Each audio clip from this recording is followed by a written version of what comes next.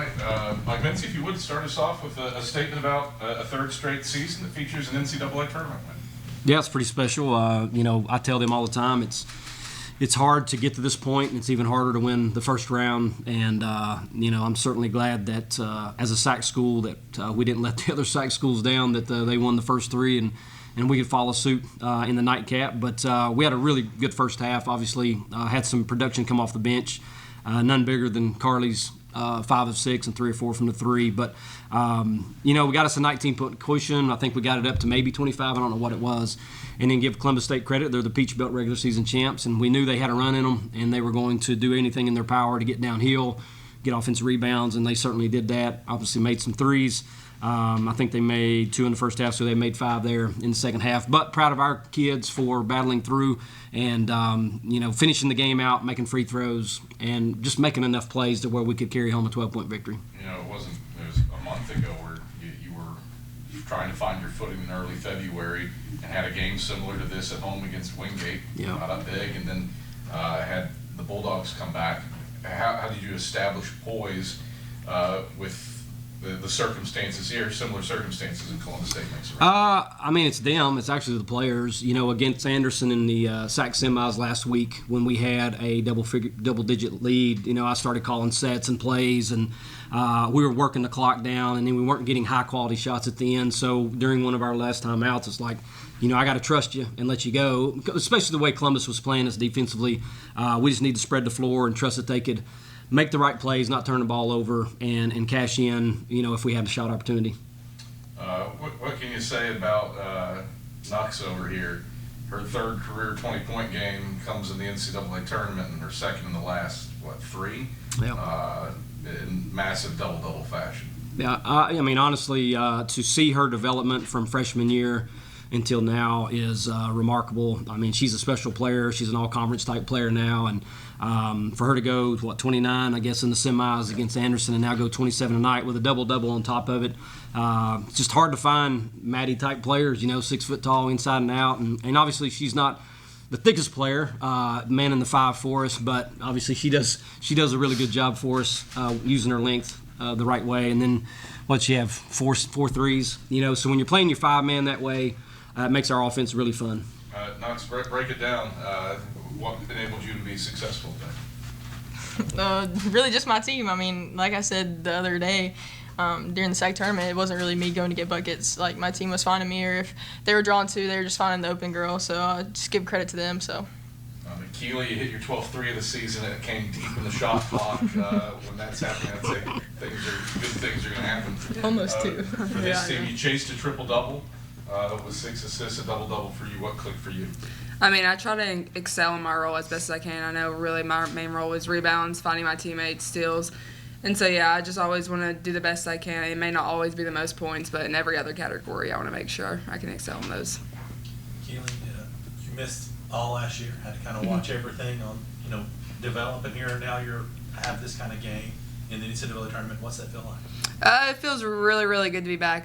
But I learned a lot last year just sitting and watching and taking it all in. So just being back here with my team and actually feeling like a part of the win and contributing, it feels really good. Maddie, I think they got it down to 9. And as they talked about before, this is kind of a thing you guys have been through. What did it take to stretch it? I think you guys were back to 15 within maybe a minute, 2 minutes. What did it take to have that turnaround and kind of get that cushion back? Yeah, I think he talked about it, like the boys that we had to have right there, because the type of team that they are, they like to play fast, they like to get you sped up, so which we kind of like that style of play too. So we just knew we had to stay grounded and stay together and not try to become the hero or try to extend, really just hold our ground and just take care of it. We knew we didn't want to let it up because we were up by a lot, so that would have been a heartbreaker. So we talked about you didn't want to be the only SAC team not to make it. How battle-tested are you guys coming in? Obviously you played everybody, and this is the best 8 teams of the region, and it's all 4 SAC teams. Yeah. You guys have had incredible series with all these teams. Yep. How battle-tested are you guys? Obviously, if you're in the SAC, and we've played obviously LMU twice, and we've played Coker 3 times, and Certainly LR we've played twice, but I could tell early on that the SAC was going to be really good at the top, and I'm not really surprised that you see these 4 teams all from the SAC being in the Final Four. I mean, Augusta's a great team. I think they played great today, and obviously Columbus State didn't have their best day, but it's a one-game deal in the NCAA tournaments, win or go home. And we knew how Columbus State was going to play, and we feel like we're one of the best assist-to-turnover ratio teams in the league. We didn't show that against Coker, and if we were going to take what the defense gave us, so today, and especially in the first half, we scored 49 points without calling any sets or plays, just trying to navigate their pressure. And so really proud of our kids, proud that we could win another game.